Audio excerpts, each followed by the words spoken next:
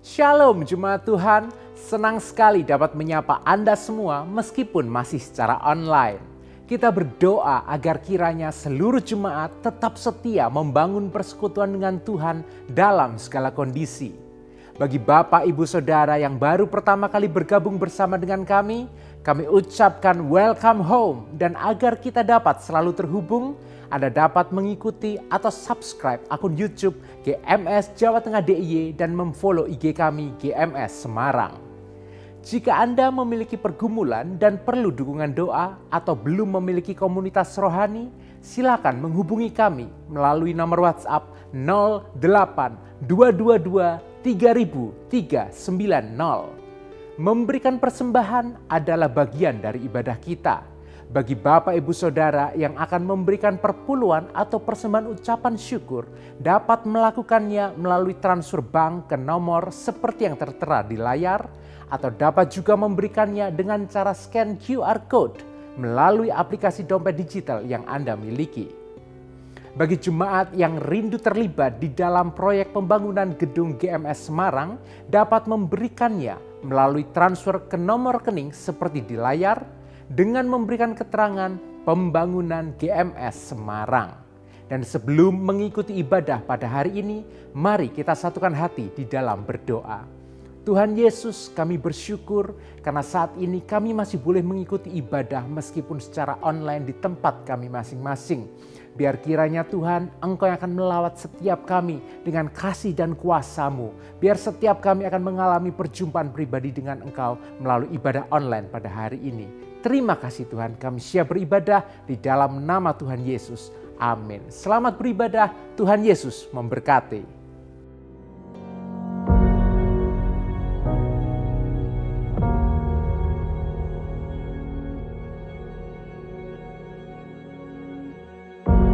Orang yang suka memuji akan kuat roh doanya.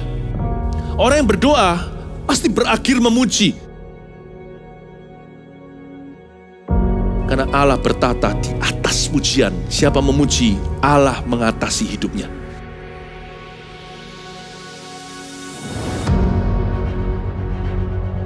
The Year of Praise, tahun pujian, menjadi sebuah petualangan yang tiada dua. Menjadi sebuah pelajaran hidup yang langsung dari Kristus. Menjadi sebuah pengalaman yang indah. Waktu kita memuji Tuhan, seluruh kerajaan itu berdiri di sampingmu. Waktu kita memuji, seluruh kerajaan Allah dan kereta-keretanya yang tidak kelihatan berkuda dan berapi-api itu berada di kanan kiri. Semakin fisik kita lemah, roh kita semakin memuji Tuhan. Semakin jasmani kita terbatas, semakin rohani kita tidak boleh dibatasi.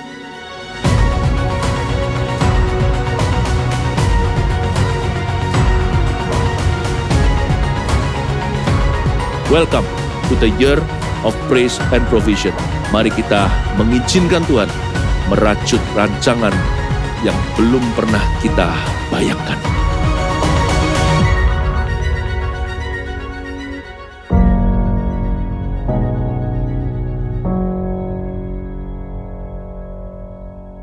Yang baik buat kehidupan kita, amin.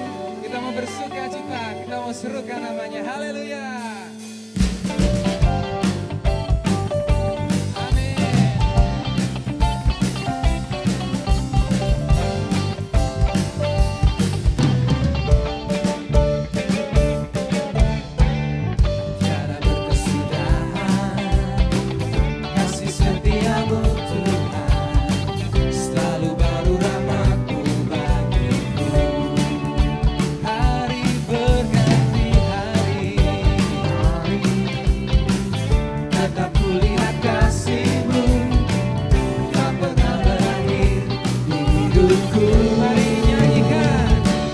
Yesus baik, sungguh amat baik,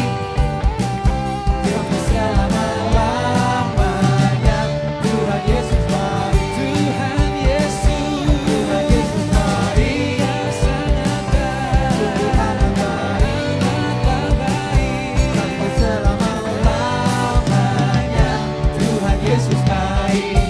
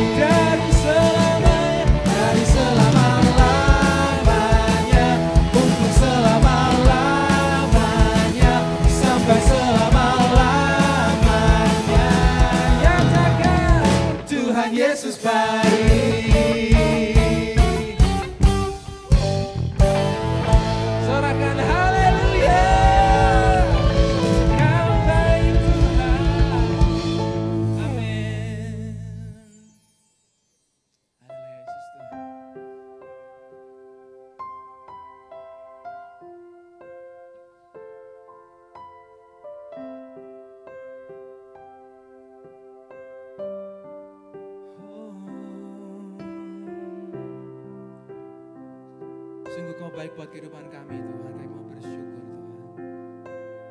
Kami mau nyatakan terus Kau baik buat kehidupan kami Tuhan. Haleluya Yesus Tuhan. Apapun yang terjadi di dalam hidupku, selalu ku berkata Tuhan Yesus baik. Dalam segala hal yang terjadi, tetap ku berkata Tuhan Yesus baik. Haleluya. Ku sembah Kau, ku sembah Kau, tak dapat ku membalas kasih-Nya. Ku sembah Kau, ku sembah Kau Bapa, ku rindu selalu menyenangkan-Mu.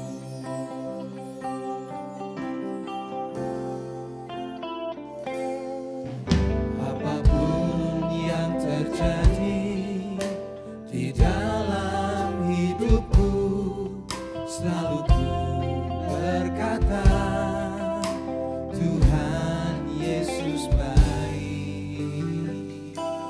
Dalam segala hal yang terjadi, tetap ku berkata Tuhan Yesus baik. Mari puji Dia, ku sembah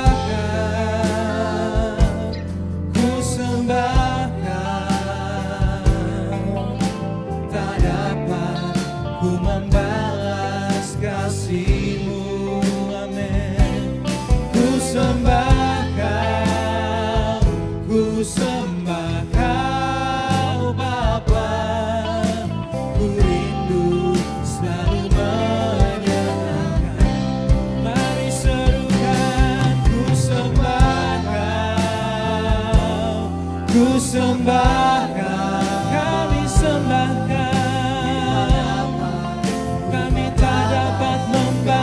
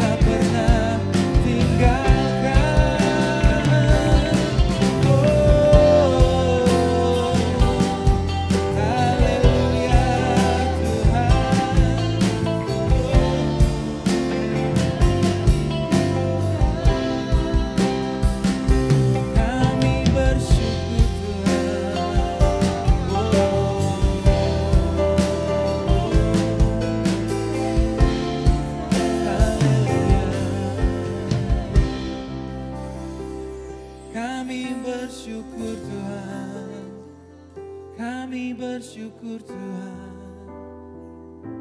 Kau baik, sangatlah baik. Yesus, kami memuji-Mu, kami menyembah-Mu. Kau baik bagi kami, yang setia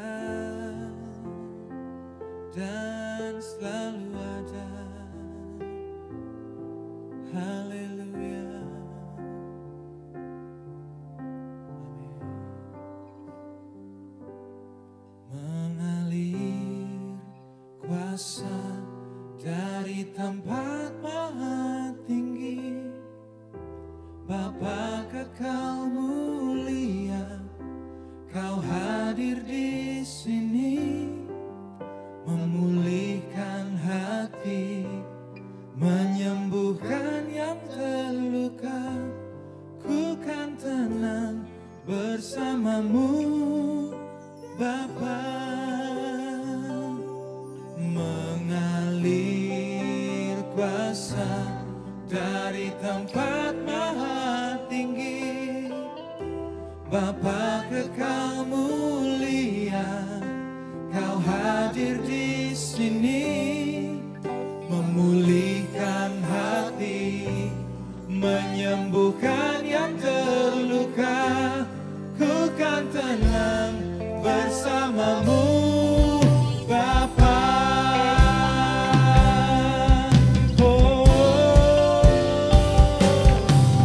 Mengalir kuasa dari tempat maha tinggi, Bapa kekal mulia, Kau hadir di sini, memulihkan hati, menyembuhkan yang terluka.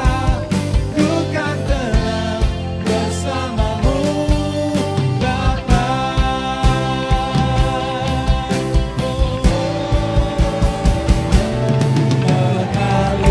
Mengalir kuasa dari tempat maha tinggi, Bapa kekal mulia, Kau hadir di sini, memulihkan hati, menyembuhkan yang terluka. Ku kan tenang bersama-Mu, Bapa. Ku kan tenang bersama-Mu, Bapa. Ku kan tenang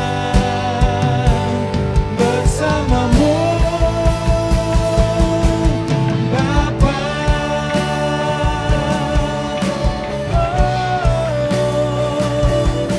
Kami tenang bersama-Mu. Haleluya. Haleluya. Shalom Bapak Ibu Saudara, memasuki bulan ini kita berbicara mengenai topik yang begitu penting dan saya berharap berdoa supaya janji Tuhan digenapi, yaitu berbicara mengenai God's provision atau penyediaan Tuhan. Seperti visi yang sudah dicetuskan sepanjang tahun 2021 menjadi the year of praise and provision. Biarkan bukan hanya menjadi tahun di mana kita dilatih memuji Tuhan dalam segala keadaan, tapi doa kami sebagai hamba-hamba Tuhan, kita semua juga menerima God's provision atau penyediaan yang datang daripada Tuhan dalam perjalanan hidup kita. Dan hebatnya adalah penyediaan Tuhan tidak tergantung kondisi apapun.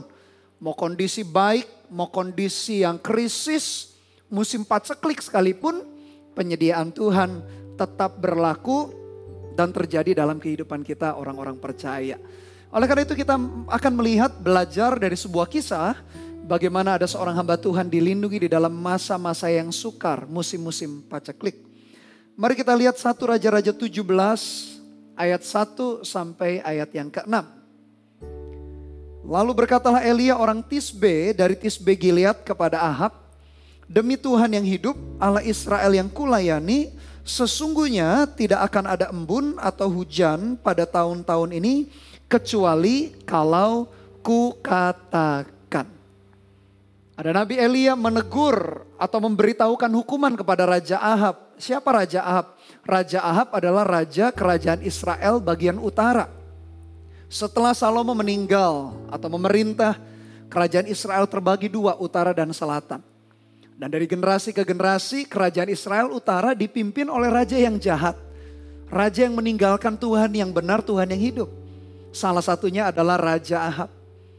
Dan unik sekali, Tuhan mengizinkan hukuman atas Israel utara kepada Raja Ahab itu adalah tidak turun hujan.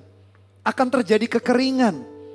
Dan kalau kita baca perikop atau kisah mengenai Raja Ahab, kelaparan atau kekeringan atau tidak ada hujan bukan hanya 1-2 bulan, tapi total 3,5 tahun. Hukuman yang unik, hukuman yang khusus spesifik. Kenapa dihukum begitu? Karena ternyata Raja Ahab atau Israel Utara menyembah seorang dewa yang namanya dewa atau ilah Baal. Dewa Baal dikenal sebagai dewa hujan, dewa kesuburan. Dewa yang mereka percayai bisa membuat tanah menjadi tanah yang subur. Nah, Tuhan sengaja menghukumnya, justru ada counter, ada perlawanan. Tuhan menunjukkan bahwa tidak ada Allah yang hidup, tidak ada Allah yang lebih berkuasa selain Tuhan yang kita sembah. Dewa Baal dikenal sebagai dewa hujan atau dewa kesuburan. Tuhan justru menunjukkan bagaimana dia menghentikan hujan sehingga seluruh Israel Utara mengalami kekeringan. Kalau kita renungkan Bapak Ibu Saudara, kadang kita berpikir ironis ya. Karena kejahatan, kesalahan Raja Ahab, anggap Ahab dengan penduduk Israel Utara jahat begitu ya. Kalau seseorang jahat, kita berpikir layak dong terima hukuman. Tapi bagaimana dengan orang-orang yang benar di sekitar mereka? Atau minimal bagaimana dengan Nabi Elia dong? Nabi Elia kan seorang yang benar, seorang yang takut akan Tuhan. Gara-gara hukuman Tuhan kepada seseorang atau kerajaan Israel Utara, Nabi Elia kena getahnya sebagai orang benar. Dia pun mengalami kekeringan 3,5 tahun, tak tanggung-tanggung waktunya. Kadang kita juga berpikir demikian. Kita berpikir bahwa kita sudah hidup takut dan gentar akan Tuhan. Kita sudah sungguh-sungguh ikut Tuhan melayani, melakukan apa yang Tuhan mau, mengerjakan firman-Nya, merenungkannya. Tidak sembarangan melakukan dosa. Tapi kadang-kala juga masalah kita hadapi. Krisis, musim paceklik, kita juga hadapi. Kita berpikir kadang, Tuhan apa bedanya kalau begitu orang benar dengan orang jahat. Tapi jangan cepat-cepat mengambil kesimpulan. Karena kita akan melihat bagaimana meskipun seolah-olah tanda petik.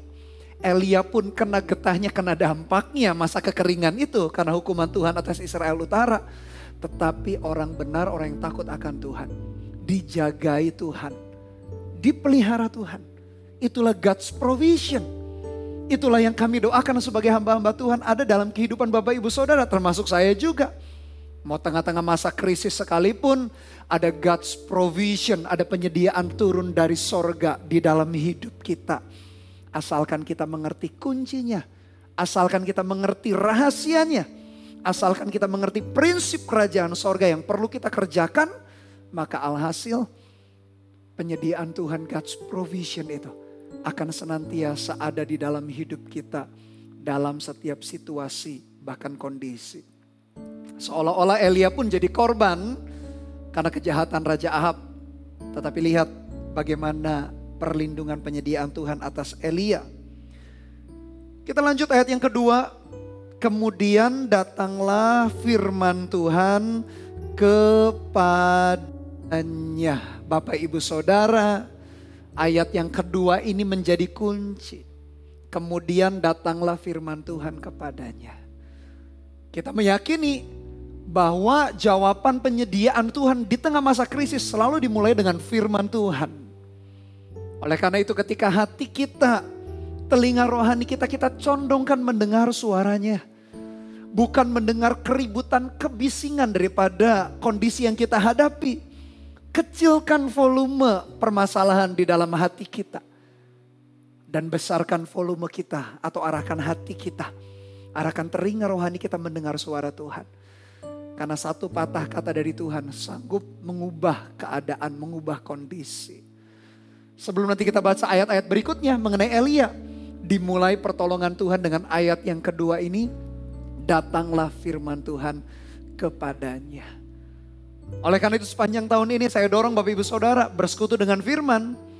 Punya hati yang dengar-dengaran mendengar suara Tuhan. Cari tahu apa yang menjadi kehendak Tuhan di segala macam situasi kondisi. Karena perkataan Tuhan itu sanggup mengubahkan, menyelamatkan dan membuat God's provision itu ada di dalam kehidupan kita. Oleh karena itu condongkan hati kita. Lalu bagaimana kita mendengar suara Tuhan? Yang pertama tentu saja dari Alkitab yang kita punya. Alkitab adalah firman Allah yang tertulis.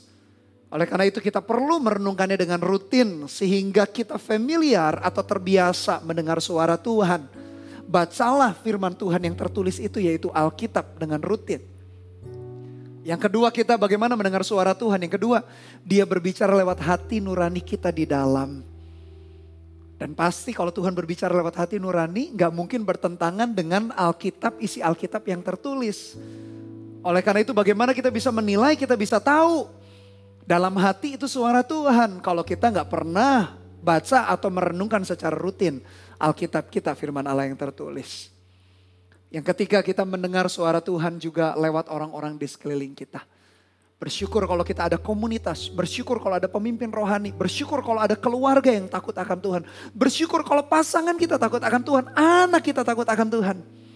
Kita juga bisa mendengar suara Tuhan lewat mereka. Mereka meneguhkan perkataan Tuhan tertentu dalam hidup kita. Mungkin berupa nasihat, mungkin berupa peringatan, mungkin berupa teguran. Ketika kita punya hati yang terbuka, kita bisa mendengarkan suara Tuhan justru dengan jelas. Dan bagaimana nasib Elia tanda petik berubah. Di tengah-tengah kelaparan, di tengah-tengah kekeringan, tak tanggung-tanggung 3,5 tahun. Dimulai dengan ini, datanglah firman Tuhan kepadanya. Condongkan hati kita kepada firman Tuhan. Jangan hanya sekedar lihat kondisi. Jangan hanya sekedar lihat situasi. Lalu gugurlah, kandaslah iman kita. Karena kita ragu, karena kita takut, khawatir. Kekhawatiran suaranya lebih besar. Kebisingan daripada masa krisis lebih besar. Kebisingan itu di telinga kita. Sehingga kita tidak lagi jernih mendengar perkataan Tuhan. Sebaliknya Bapak Ibu Saudara. Mumpung ini awal-awal bulan tahun yang baru ini. Bagaimana kita mengalami God's provision. Arahkan, condongkan hati kita. Mendengar suara Tuhan. Karena hidup kita ditentukan oleh firman-Nya. Kita yakin ketika dia berfirman, apa yang difirmankan terjadi di dalam kehidupan kita. Saya meyakini. Dan itu yang menjadi doa saya juga bagi Bapak Ibu Saudara mengalami God's provision. Di dalam perjalanan kehidupan kita sepanjang tahun ini dan tahun-tahun berikutnya juga. Lalu apa firman Tuhan ayat 3 sampai 4 kita perhatikan. Pergilah dari sini, berjalanlah ke timur dan bersembunyilah di tepi sungai Kerit di sebelah timur sungai Yordan. Engkau dapat minum dari sungai itu dan burung-burung gagak telah kuperintahkan untuk memberi makan engkau di sana. Firman Tuhan menuntun Elia dengan spesifik. Memang benar dalam Alkitab kita tidak ditulis semua hal praktis yang harus kita lakukan. Contoh misalnya kita harus memilih pekerjaan jenis apa. Jodoh kita siapa namanya. Kita harus tinggal di kota mana. Perusahaan yang satu dengan perusahaan yang lain. Perusahaan mana yang kita pilih kalau kita bekerja berkarir. Atau berbisnis, bagaimana kita berbisnis. Cari partner, siapa nama partnernya. Memang tidak semua hal praktis tertulis di dalam Alkitab kita. Tapi kalau hati kita selalu belajar merenungkan firman Tuhan. Maka ketika kita mau mengambil keputusan di dalam hati. Karena hati kita satu frekuensi dengan firman-Nya yang tertulis dalam Alkitab. Maka keputusan-keputusan yang kita buat akan menjadi keputusan yang tepat. Kalaupun andai kata kita salah memutuskan. Tuhan bisa tuntun demikian rupa sehingga kita kembali untuk menempuh atau mengambil keputusan yang tepat, keputusan yang benar. Mungkin kita bertanya, bagaimana caranya? Elia kan enak sekali, dibimbing suara Tuhan jelas. Pergi ke sungai Kerit, engkau bisa minum air di sana. Burung gagak akan memberi makan. Enak sekali. Kan dalam Alkitab kita tidak tercatat seperti itu buat kita masing-masing. Tapi ketahuilah, saya percaya ketika hati kita condong kepada firman Tuhan, maka setiap keputusan pertimbangan di dalam hati, bahkan kita bisa mendengar hati nurani kita dituntun Roh Kudus untuk mengambil keputusan-keputusan secara bijaksana. Dan keputusan itu saya berdoa persis seperti yang Tuhan kehendaki. Mau berbicara mengenai pemilihan studi kita pendidikan, pemilihan pekerjaan, pemilihan bisnis, pemilihan jodoh, tinggal di tempat mana, di rumah mana, di kota mana. Saya berdoa keputusan-keputusan kita dekat dengan keputusan Tuhan, bahkan persis seperti apa yang Tuhan kehendaki dalam kehidupan kita. Tapi kembali Bapak Ibu Saudara, seringkali firman yang diucapkan atau kehendak Tuhan kadangkala tidak sesuai dengan yang kita harapkan. Sungai Kerit kalau saya pelajari adalah wilayah yang tidak enak, tidak nyaman untuk menjadi tempat tinggal, bahkan cukup kesulitan kalau mau tinggal di situ. Tapi perhatikan kembali ketika firman Tuhan, ketika Tuhan berkata demikian, adalah lebih baik kita taat. Dan Elia pun taat melakukannya. Kadangkala kita berkata sulit ya, sukar ya, taat kepada firman. Saya mengiyakan. Kadang-kadang daging kita bertentangan. Akal budi kita, akal sehat kita kadangkala ya, bukan berarti semua firman bertolak belakang dengan akal budi kita. Tapi contoh seperti Elia saja ke Sungai Kerit, tempat yang gak nyaman sebetulnya, tempat yang gak enak. Tapi kenapa Tuhan tunjukkan ke sana? Kadangkala tidak semuanya firman Tuhan bertentangan dengan akal budi. Karena akal budi pun dikasih ke Tuhan. Tapi kadangkala kalau bertentangan pun, percayalah dengan hati dan iman kita, melampaui akal budi kita, melampaui pemikiran kita, pertimbangan kita, pengalaman kita di masa lalu. Meskipun kelihatannya mustahil, meskipun kelihatannya tidak nyaman, meskipun kelihatannya tidak enak. Tapi bukankah sekali Dia berfirman, Dia sanggup mengubahkan keadaan kondisi kita. Lakukan saja. Lakukan dengan ketaatan. Di situ kita menemukan mujizat. Pergilah ke Sungai Kerit, engkau dapat minum dari sungai itu. Dan burung-burung gagak telah kuperintahkan untuk memberi makan engkau di sana. Pertanyaannya kembali, kenapa burung gagak? Kalau tadi pertama, kenapa Sungai Kerit? Sungai yang tidak nyaman. Pertanyaan yang kedua, belum selesai Sungai Kerit, burung gagak lagi. Kenapa gak burung yang lain? Burung merpati atau burung yang lain, kenapa burung gagak? Padahal burung gagak itu adalah burung yang dianggap najis oleh orang-orang Israel. Bahkan burung gagak identik dengan sesuatu yang jelek, dengan sesuatu yang buruk. Di wilayah Eropa misalnya, burung gagak identik dengan burung yang dimiliki oleh penyihir. Di Indonesia, burung gagak kadangkala dianggap lambang sebagai sesuatu prahara atau musibah atau sesuatu yang tidak enak. Kenapa burung gagak yang diutus Tuhan? Dan burung gagak adalah memang salah satu burung yang cerdas. Cerdas untuk mencuri makanan. Entahlah burung gagak itu ngambil makanan dari mana. Tapi kalau burung gagak mencuri, nalurinya biasanya dia akan makan untuk dirinya sendiri. Bagaimana Tuhan perintahkan burung gagak. Burung yang najis, burung yang dianggap sesuatu yang buruk. Burung yang punya naluri untuk egois diri sendiri. Tapi Tuhan perintahkan untuk memelihara seseorang yang takut dan gentar akan Tuhan.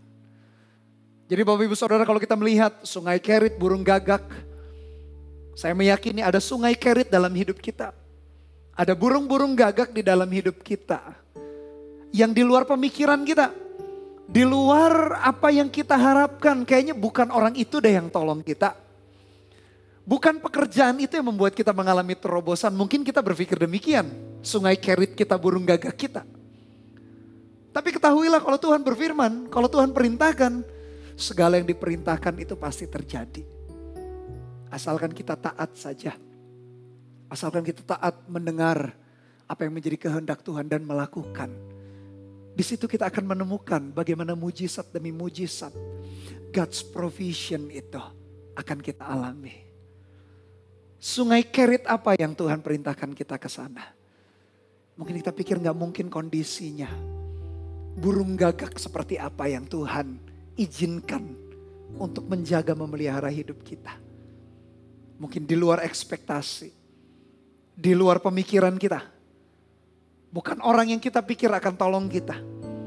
Bukan koneksi yang kita pikir koneksi itu menyelamatkan.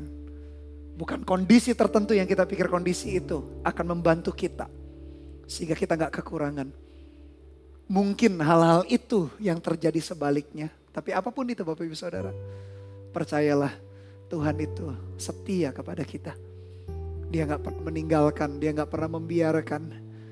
Dia gak mungkin meninggalkan kita anak-anaknya di dalam kekurangan. Dia akan menuntun, memberkati kita dalam segala hal.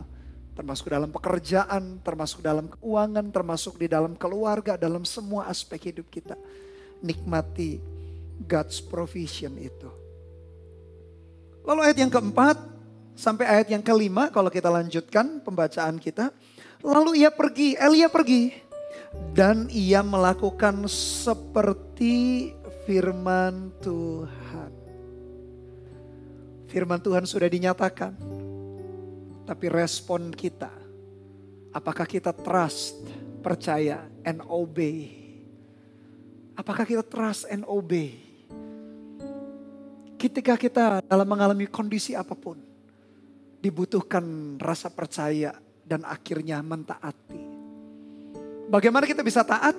Dimulai dengan percaya. Kalau kita percaya kepada seorang pribadi, entah dia orang tua kita, pasangan kita, atau sahabat kita. Lalu teman, sahabat, atau orang tua kita itu meminta kita melakukan satu hal. Karena kita kenal dekat, karena kita percaya dia gak mungkin menjerumuskan kita. Maka hasilnya apa? Kita akan taatkan. Demikian juga. Semakin kita kenal Tuhan kita. Semakin kita percaya kepada dia. Kepercayaan kita tinggi, kepercayaan kita bulat karena kita kenal dia. Pasti kita tidak akan keberatan untuk taat. Karena kita tahu bahwa Tuhan itu tak ada pertukaran bayangan. Tuhan gak kadang-kadang baik, gak kadang-kadang jahat. Dulu dia baik, sekarang dia baik, sampai selama-lamanya dia baik. Dulu dia maha kuasa, sekarang maha kuasa, sampai selama-lamanya pun maha kuasa. Trust and obey. Bagaimana kita bisa percaya ketika kita kenal seutuhnya. Karena kenal begitu dekat, kenal yakin dia gak mungkin merancang yang buruk. Makanya kita pun taat melakukannya. Kita belajar dari Elia ini. Seseorang yang kena getahnya, kelaparan, kekeringan terjadi. Tapi dia trust. Dia tahu Tuhan yang gak pernah tinggalkan. Ketika Tuhan perintahkan ke sungai Kerit. Ketika Tuhan tunjukkan burung gagak akan memelihara dia. Dia trust. Dan bukan hanya trust. Trust selalu diikuti dengan langkah yang real, yang nyata. Yaitu taat melakukannya. Lalu ia pergi dan ia melakukan seperti firman Tuhan. Ia pergi dan diam di tepi sungai Kerit. Di sebelah timur sungai Yordan. Saya jadi teringat satu ketika Yesus menceritakan perumpamaan. Mengenai orang yang sama-sama mendengar. Tapi bedanya yang satu melakukan, yang satu tidak melakukan. Kita tahu ceritanya perumpamaan itu bukan? Yang melakukan seperti orang yang mendirikan rumah di atas batu. Dan yang tidak melakukan seperti seseorang yang mendirikan rumah fondasinya di atas pasir. Kalau kita renungkan kembali perumpamaan yang sering kali kita dengar. Batu dengan pasir, dua fondasi yang berbeda. Batu tentu saja solid, kokoh, tidak mudah tergoyahkan. Pasir sesuatu yang mudah bergerak. Sesuatu yang tidak solid. Untuk membangun di atas batu butuh perjuangan, butuh proses, butuh waktu yang cukup lama. Tidak demikian di atas pasir dalam waktu yang instan. Tapi kita tahu cerita akhir perumpamaan itu Yesus berkata satu saat badai menerpa dua rumah itu. Mau orang yang sungguh-sungguh ikut Tuhan, mau orang yang tidak sungguh-sungguh ikut Tuhan, mau orang benar, mau orang jahat, dua-duanya nerima badai juga. Tapi berbeda, orang yang melakukan firman, rumahnya tetap kokoh berdiri. Fondasi apa yang kita gunakan untuk membangun pernikahan kita? Fondasi apa yang kita gunakan untuk membangun pekerjaan kita? Fondasi apa yang kita gunakan untuk membangun relasi kita, hubungan kita? Batu kah? yang dilambangkan firman Tuhan sebagai fondasi yang solid? Atau pasirkah? Pilihan di tangan kita Bapak Ibu Saudara. Tapi saya mendorong Bapak Ibu Saudara, kalau kita mau mengalami God's provision, firman-Nya pasti akan dinyatakan. Firman-Nya pasti akan diucapkan. Firman-Nya pasti akan diperdengarkan. Bahkan di kitab nabi-nabi Tuhan berkata, sebelum aku melakukan sesuatu, pasti aku akan berfirman dulu. Pasti aku akan menyatakannya kepada hamba-hambaku dulu. Sebelum aku lakukan sesuatu, kata Tuhan. Pasti firman-Nya disampaikan dulu kalau kita dengar-dengaran hati kita. Tapi what next step? Apa langkah berikutnya? Yaitu taat. Dan Elia taat melakukan seperti firman Tuhan. Biarkan sepanjang tahun ini bangunan yang kita dirikan, apapun itu, mau pernikahan, keuangan, pekerjaan, karir, bisnis, hubungan, relasi, pendidikan kita, parenting kita sebagai orang tua kepada anak-anak kita, apapun itu kita dirikan di atas dasar fondasi yang solid. Disitulah akan turun God's provision. Lalu ayat yang ke-6, digenapi apa yang Tuhan firmankan. Pada waktu pagi dan petang burung-burung gagak membawa roti dan daging kepadanya. Dan ia minum dari sungai itu. Saya teringat pagi petang burung-burung gagak membawa makanan. Saya teringat penyediaan Tuhan yang sama persis. Ketika bangsa Israel dari Mesir dibawa keluar oleh Musa. Di bawah tuntunan Tuhan tentu saja. Lewat padang gurun. Di padang gurun. Musim yang krisis. Kondisi krisis. Kondisi yang paceklik. Tuhan juga menyediakan. Kita lihat ayatnya sejenak, Keluaran 16 ayat 12 sampai 13. Hanya untuk menunjukkan kepada kita. Bagaimana Tuhan itu konsisten. Menuntun, memberkati, memperlengkapi. Ada God's provision. Bahkan di tengah-tengah masa krisis, termasuk padang gurunnya bangsa Israel. Saya bacakan bagi Bapak Ibu Saudara Keluaran 16 ayat 12 sampai 13. Aku telah mendengar sungut-sungut orang Israel. Katakanlah kepada mereka, pada waktu senja kamu akan makan daging, dan pada waktu pagi kamu akan kenyang makan roti. Perhatikan, maka kamu akan mengetahui bahwa akulah Tuhan Allahmu. Ayat 13.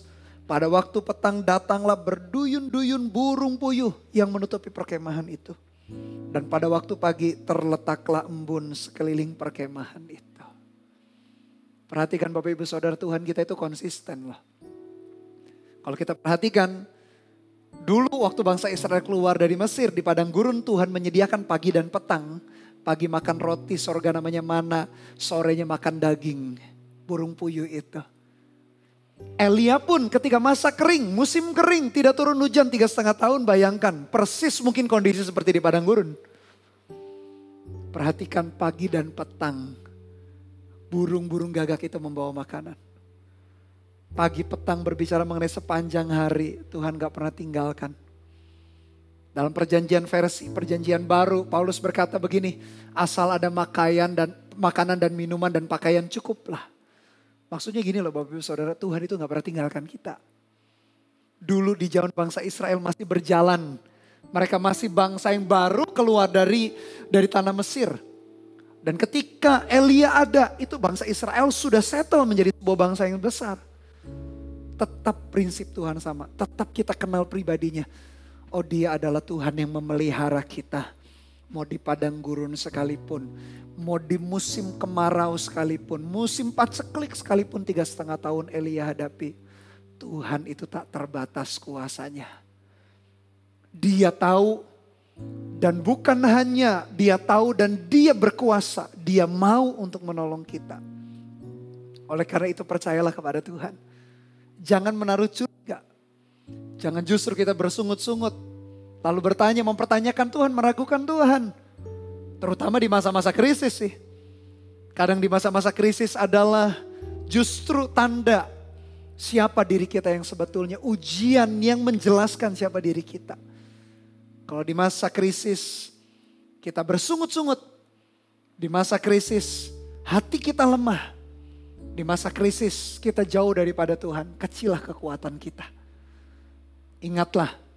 Dari generasi ke generasi, dari ribuan tahun yang lalu, Tuhan menunjukkan pemeliharaannya tak pernah berubah.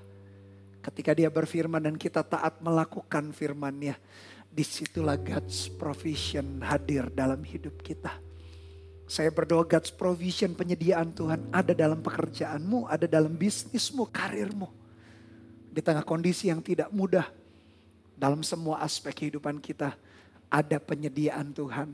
Ketika kita mencondongkan hati kita, iman kita kepada firman-Nya, kita mendengarkan dia bersabda dan kita melakukan apa yang dikehendakinya.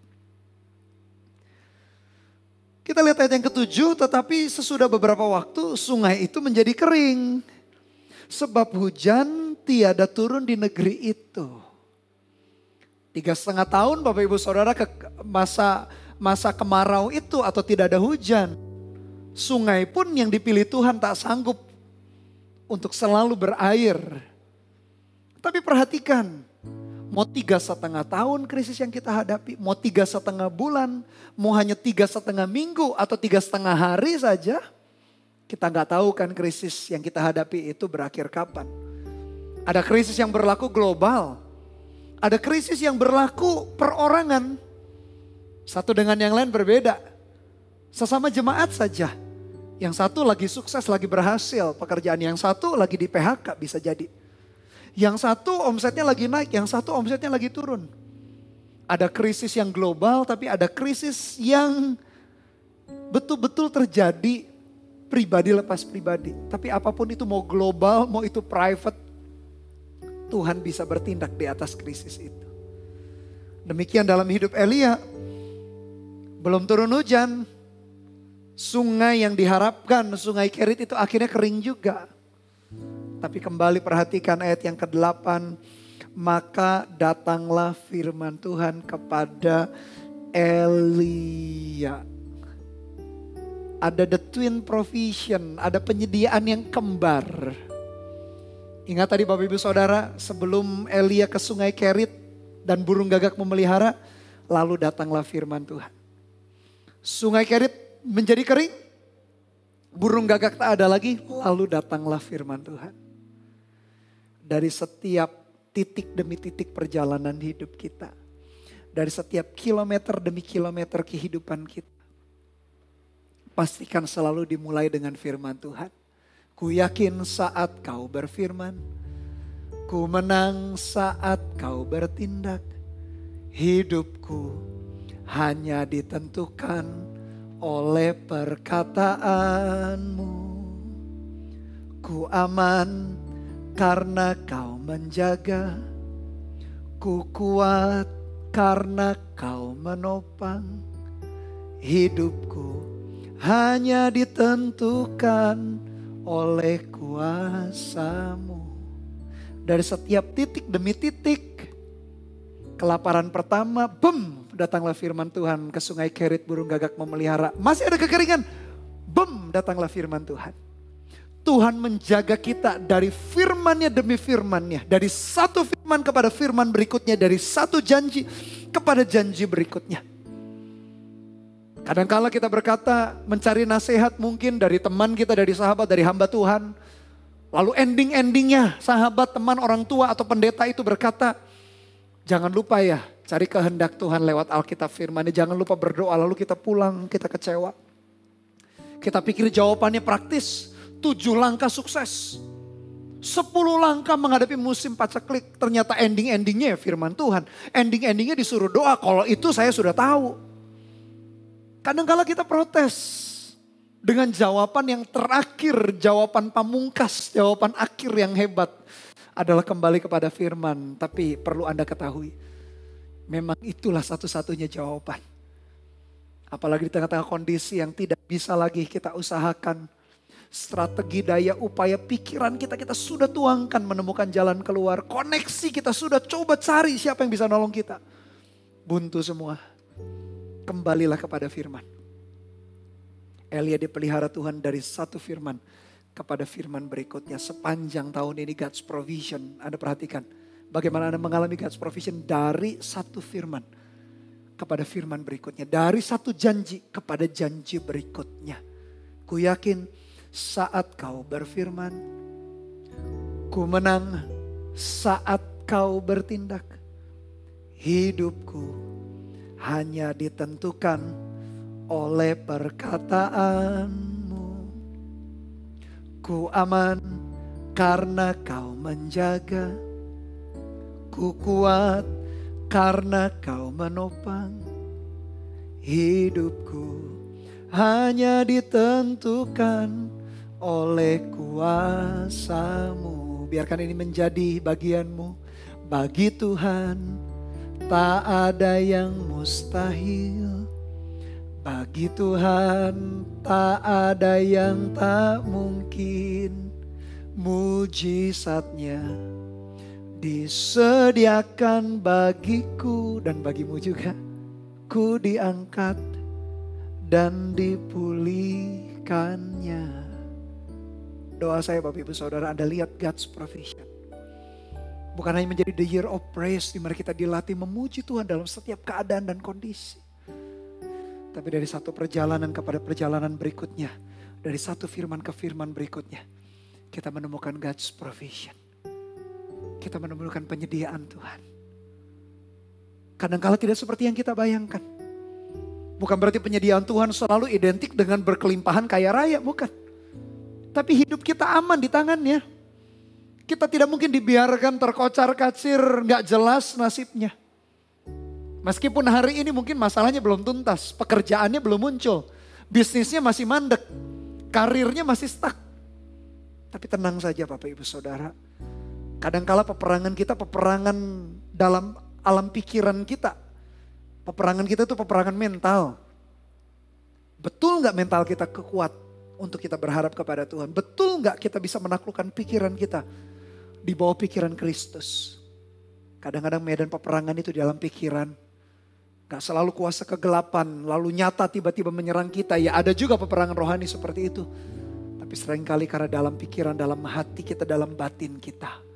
Apakah mental kita serapuh itu atau mental kita tetap kuat berharap kepada Tuhan.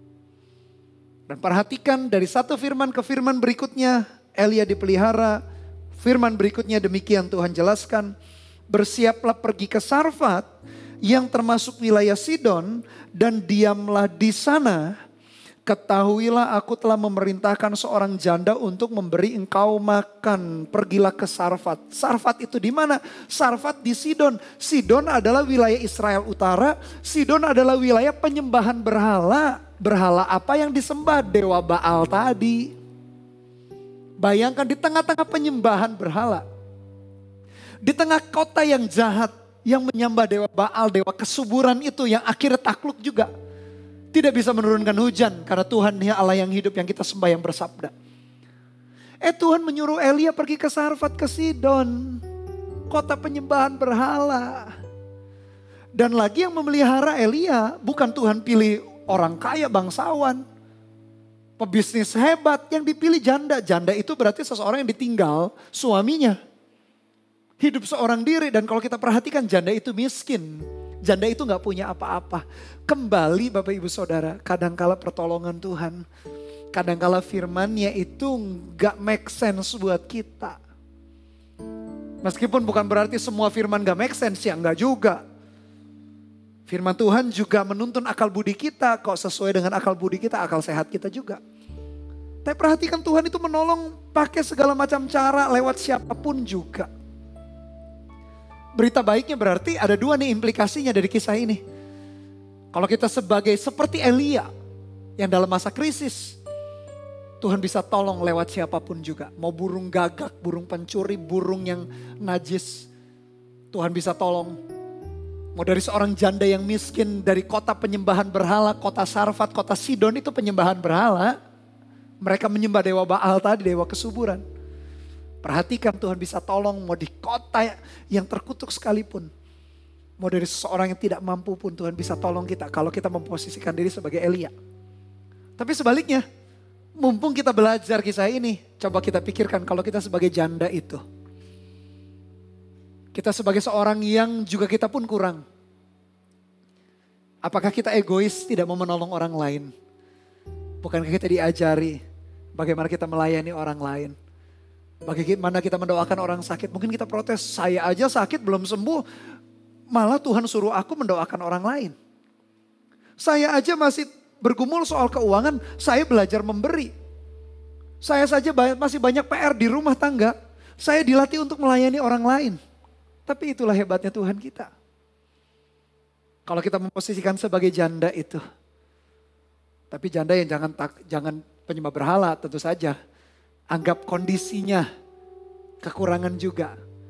Tapi dia taat. Dari kisah ini justru kita bisa belajar banyak. Mau dari sisi Elia sebagai seseorang yang ditolong. Mau dari sisi janda sebagai seseorang yang menolong. Belajarlah. Ada God's provision. Dan hebatnya adalah Tuhan menyediakan buat Elia disediakan. Buat janda itu disediakan. Dan tak tanggung-tanggung tahunan Tuhan sediakan provision buat janda itu. Karena kelaparan itu, kekeringan itu 3,5 tahun. Berarti minimal mungkin 3 tahun lebih, 3,5 tahun. Atau mungkin lebih singkat daripada itu. Karena ketika Nabi Elia bertemu janda di Sarfat itu kita gak tahu. Sudah berjalan berapa lama kelaparan kekeringan itu. Tapi mungkin bulan-bulanan, berbulan-bulan atau tahun-tahunan. Tuhan menghidupi atau menjaga janda Sarfat itu. Ayat yang ke-10, sesudah itu ia bersiap lalu pergi ke Sarfat. Kembali Elia itu taat. Setelah ia sampai ke pintu gerbang kota itu, tampaklah di sana seorang janda sedang mengumpulkan kayu api. Elia berseru kepada perempuan itu, katanya, cobalah ambil bagiku sedikit air dalam kendi supaya aku minum. Ingat, itu kekeringan berarti air adalah komoditas yang mahal sekali. Karena buat apa orang punya emas, buat apa orang punya seperti Raja Ahab punya pasukan tentara yang hebat, kalau nggak punya makanan dan minuman. Belum janda ini mengambilkan air, ayat yang ke-11 nih, Elia kadang-kala kita lihat kayaknya keterlaluan. Ketika perempuan itu pergi mengambilnya, ia berseru lagi, cobalah ambil juga bagiku sepotong roti. Kalau kita lihat sekilas Elia ini keterlaluan. Sudah tahu janda itu miskin gak punya apa-apa, diminta air. Air itu adalah komoditas yang paling penting waktu itu karena kekeringan. Berarti mahal, dan tepung atau roti. Air dan tepung, makanan dan minuman menjadi komoditas yang paling mahal di tengah-tengah kelaparan. Buat apa orang punya banyak hal tapi gak bisa makan dan minum. Ingat waktu kisah kelaparan, waktu zamannya Yakub, Yusuf di Mesir, 7 tahun kelimpahan, 7 tahun kekurangan. Buat apa mereka punya harta benda kalau gak bisa makan dan minum. Atau mereka akan mati juga. Jadi air dan tepung atau roti adalah barang mahal waktu itu. Lalu respon janda ini ayat 12, perempuan itu menjawab, demi Tuhan Allahmu yang hidup, sesungguhnya tidak ada roti padaku sedikit pun, kecuali segenggam tepung dalam tempayan dan sedikit minyak dalam buli-buli. Dan sekarang aku sedang mengumpulkan 2-3 potong kayu api. Kemudian aku mau pulang dan mengolahnya bagiku dan bagi anakku. Dan setelah kami memakannya, maka kami akan mati. Janda itu menjelaskan kondisi ekonominya kepada Elia sang hamba Tuhan itu.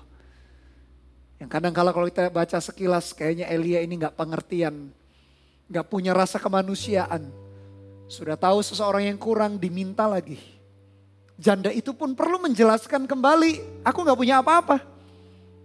Hanya segenggam tepung aku akan buat roti. Setelah itu pun aku makan dengan anakku dan setelah itu aku mati. Tak punya persediaan lagi. Tapi kembali ada God's provision. Kenapa Elia dipelihara Tuhan mengalami God's provision? Karena dia taat kepada firman. Dan kita akan melihat kenapa janda Sarfat ini dipelihara Tuhan. Tak ada meskipun kekeringan, tepung tak habis-habis, minyak tak habis-habis, air tak habis-habis. Kenapa? Karena janda itu pun taat. Ketaatan kepada firman berjumpa dengan ketaatan kepada firman, hasilnya adalah God's provision. Lalu perhatikan ayat 13. Tetapi Elia berkata kepadanya, janganlah takut, pulanglah, buatlah seperti yang kau katakan, tetapi buatlah lebih dahulu bagiku sepotong roti bundar kecil daripadanya dan bawalah kepadaku. Kemudian barulah kau buat bagimu dan bagi anakmu. Sebelum penyediaan Tuhan terjadi, God's provision terjadi, selalu dimulai dengan ini. Firman Tuhan diucapkan, dan respon dari hati kita mengikuti. Trust and obey. Kita percaya kenapa kita percaya? Karena kita kenal. Dan kita taat melakukannya. Selalu God's provision. Dimulai dari sikap ketaatan kita kepada Tuhan. Janganlah takut. Rasa takut, rasa kekhawatiran, perasaan yang sangat berbahaya. Membunuh banyak potensi. Membuat orang tidak mau lagi bergerak. Membuat orang tidak yakin lagi melangkah. Membuat orang tidak lagi melihat potensi. Tidak bisa lagi melihat rencana dan kehendak Tuhan. Karena dikuasai rasa ketakutan. Janganlah takut Bapak Ibu Saudara.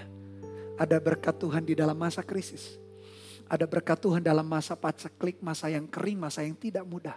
Dalam setiap situasi kondisi. Tuhan mampu menyediakan. Biarkan ketakutan itu disingkirkan dari hati kita. Digantikan dengan damai. Dengan keyakinan bahwa Tuhan itu. Tuhan yang setia. Dia turut bekerja dalam segala sesuatu. Untuk mendatangkan kebaikan. Bagi orang-orang yang mengasihi Dia. Dan ayat yang terakhir, ayat yang ke-14 dikatakan demikian. Sebab beginilah firman Tuhan Allah Israel. Tepung dalam tempayan itu tidak akan habis. Dan minyak dalam buli-buli itu pun tidak akan berkurang. Kalimat berikutnya, sampai pada waktu Tuhan memberi hujan ke atas muka bumi. Jadi janda Sarfat ini di tengah-tengah orang yang banyak di kota penyembahan berhala, kota Sarfat, kota Sidon itu. Dia satu-satunya seorang wanita yang dipelihara Tuhan bertahun-tahun lamanya. Karena tercatat kekeringan itu 3,5 tahun. Mau Elia dipelihara Tuhan, ada God's provision karena dia mendengar dan melakukan firman. Mau janda Sarfat di Sidon dipelihara Tuhan karena dia mendengar dan taat melakukan firman. Itu yang saya doakan Anda alami dalam perjalanan sepanjang tahun ini. Bukan hanya menjadi the year of praise. Tapi menjadi the year of provision. God's provision, penyediaan Tuhan ada dalam hidup kita. Dari sepanjang kisah ini ada 3 aplikasi, 3 penerapan sederhana yang kita bisa lakukan. Yang pertama, ketika menghadapi krisis, mari evaluasi diri. Dan kalau didapati ada dosa dan kesalahan, mari kita bertobat. Karena Roh Kudus akan menerangi hati kita. Ujilah ya Tuhan hati dan batinku. Izinkan Dia mengkoreksi. Dan dengan hati, kerendahan hati, kita bertobat. Jauh daripada dosa dan kejahatan. Karena yang merupakan pemisah antara kita dengan Tuhan adalah dosa dan kejahatan kita. Aplikasi yang kedua di tengah masa krisis. Percaya kepada firman dan taat melakukan. Dengarkan firman-Nya, condongkan hati kita kepada firman. Setelah kita mengerti, memahami firman-Nya, taat saja melakukannya.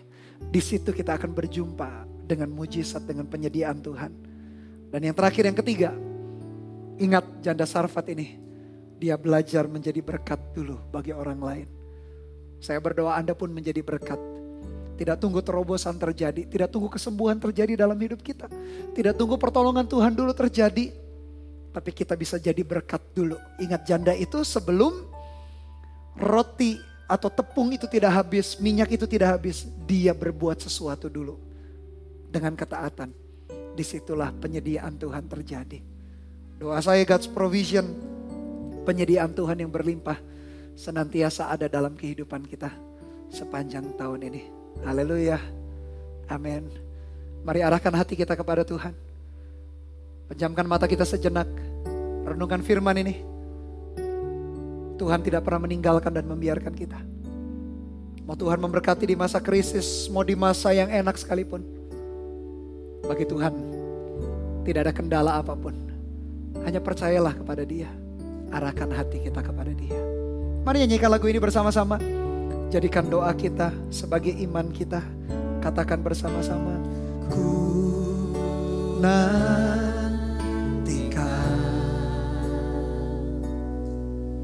janji Allah digenapi dalamku. Ku harapkan yang terbaik terjadi di dalamku. Yang ku tahu, haleluya, yang ku tahu Dia kerjakan seturut firman-Nya bagi kemuliaan-Nya yang ku yakin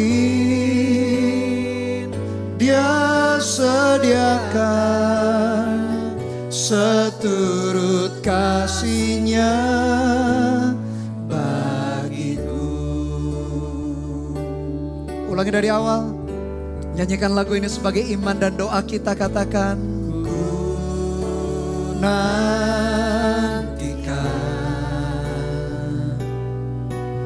janji Allah digenapi dalamku. Ku harapkan yang terbaik terjadi di dalamku. Haleluya, nyatakan bersama-sama, katakan yang ku tahu Dia kerjakan seturut firman-Nya bagi kemuliaan-Nya yang ku yakin Dia sediakan seturut kasih-Nya bagiku. Sekali lagi katakan yang ku tahu. Haleluya. Kami percaya akan Engkau, Kau bekerja seturut firman-Mu. Terima kasih ya Tuhan, kami yakin. Haleluya Tuhan, bagi kemuliaan-Nya yang ku yakin Dia sediakan seturut kasih-Nya bagiku. Kita sembah Dia, angkat hati dan iman kita. Percaya kembali kepada firman-Nya. Firman-Mu ya dan amin ya Tuhan. Kami percaya akan Engkau, firman-Mu ya dan amin. Kurirara basyana mata karalanamu. Haleluya Tuhan. Kiaralana masyukurirara basyana mata karalana masyikerele beta karala. Haleluya Tuhan. Mari angkat hati kita, angkat suara kita, kita sembah Dia. Terima God's provision itu. Penyediaan Tuhan terjadi di dalam kehidupan kita. Haleluya. Dia janjinya ya dan amin. Dia berjanji tak pernah berdusta. Dia memelihara kehidupan kita. Amin Tuhan. Dalam masa krisis, masa yang tidak mudah sekalipun, kami yakin akan pemeliharaan Tuhan dalam hidup kami sempurna. Terima kasih ya Tuhan. Haleluya. Haleluya Tuhan. Kiaralana musya karalana mata karala. Kurirara basyena matu karalana mati karalana bo. Terima kasih buat anugerah-Mu ya Tuhan. Kami gak meragukan janji-Mu. Kami gak meragukan Engkau. Kami percaya sepenuhnya kepada-Mu.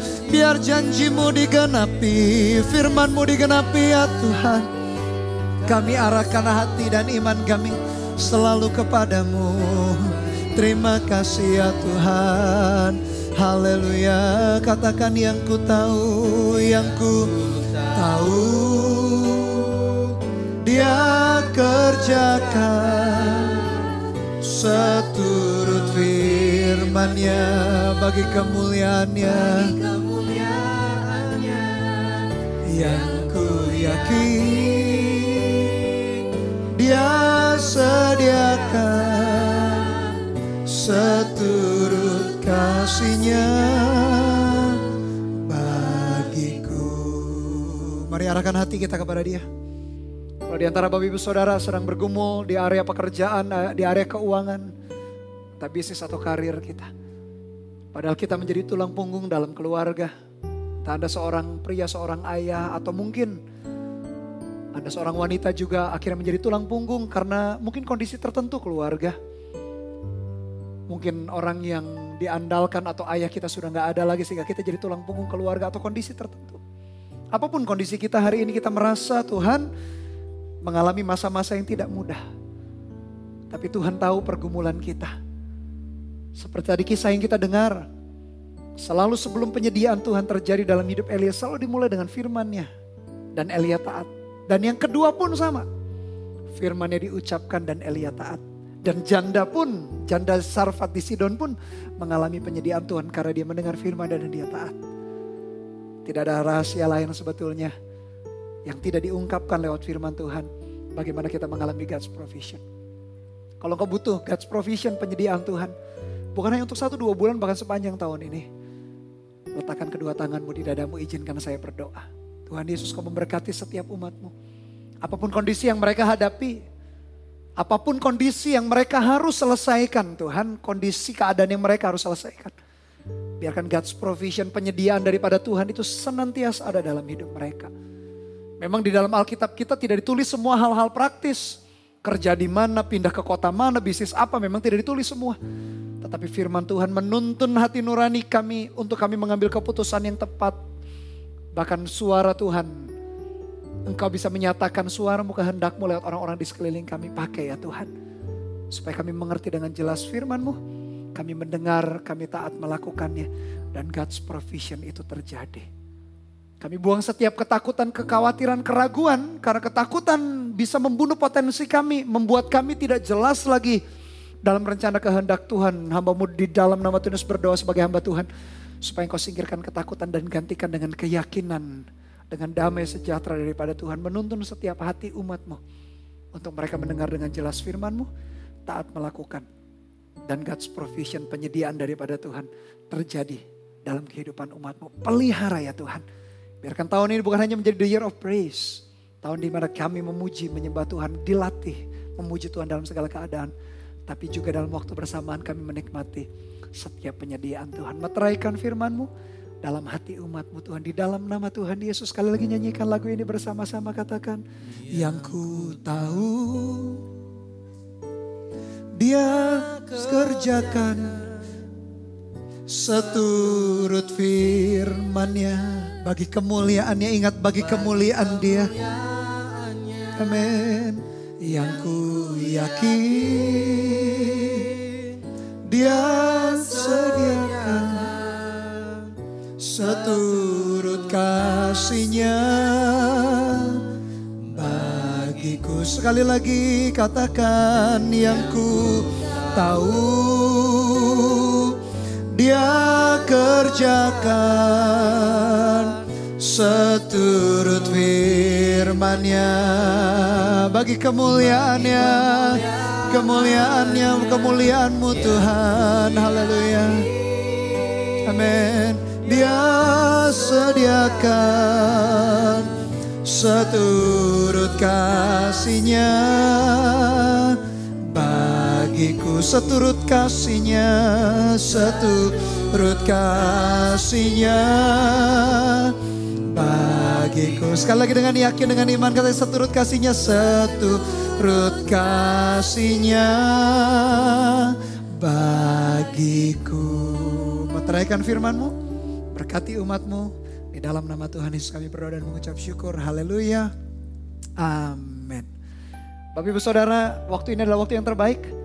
Bagi Anda yang belum pernah menerima Tuhan Yesus sebagai Tuhan dan Juru Selamat pribadi, ini waktu yang terbaik untuk Anda menerima Dia. Supaya Anda mengalami hidup yang baru, mengalami God's provision. Kalau Anda rindu menerima Dia sebagai Tuhan dan Juru Selamat pribadi, ikuti doa yang sederhana ini dengan segenap hatimu.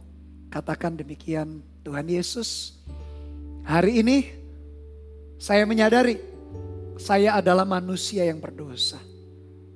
Ampuni, sucikan, kuduskan hidupku dengan darah-Mu yang kudus. Katakan hari ini, dengan mulut aku mengaku, dengan hati aku percaya bahwa Engkau adalah Tuhan dan Juru Selamat yang telah mati di atas kayu salib, bangkit pada hari yang ketiga, terangkat ke sorga, dan duduk di sebelah kanan Bapa yang mulia.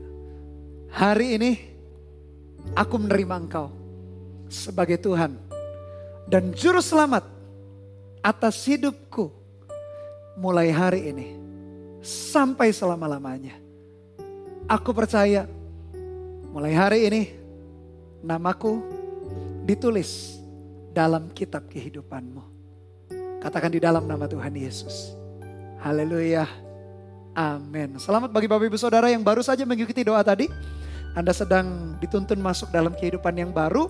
Dan izinkan kami menjadi keluarga rohani untuk menuntun memuridkan Anda bertumbuh secara kerohanian. Dan Anda akan menikmati bagaimana penyertaan Tuhan di dalam kehidupanmu dan Tuhan juga mau pakai hidupmu. Oleh karena itu Anda bisa klik link video welcome home di atas ini supaya Anda tahu langkah-langkah berikutnya dituntun dan dimuridkan. Dan kita akan akhiri bersama-sama ibadah kita dengan berdoa. Mari satukan hati kita sekali lagi di dalam berdoa. Terima kasih buat anugerah-Mu, terima kasih buat ibadah ini ya Tuhan. Terima kasih buat firman-Mu, kami dikuatkan dan biarkan kami mengalami God's provision sepanjang tahun ini. Dan hari ini kami siap membawa berkat yang datangnya daripada Tuhan. Dan hamba-Mu sebagai hamba Tuhan berdoa, kiranya anugerah-Mu menyertai kami. Dan dimanapun kami berada, kami menjadi garam dan terang bagi dunia. Membawa orang yang tidak sungguh-sungguh ikut Tuhan, orang Kristen yang tidak sungguh-sungguh atau orang yang belum kenal Tuhan. Untuk datang kepada Tuhan lewat kehidupan kami sebagai hamba-hamba Tuhan. Langit di atas kami menjadi langit terbuka. Tanah di bawah kami menjadi tanah yang subur. Dan biar mulai dari hari ini kasih anugerah dari Allah Bapa, kasih setia dari Tuhan Yesus Kristus dalam persekutuan pengurapan Roh-Nya yang kudus menyertai kita dari hari ini sampai selama-lamanya. Di dalam nama Tuhan Yesus yang diberkati Tuhan, katakan bersama-sama haleluya. Amin. Tuhan Yesus memberkati.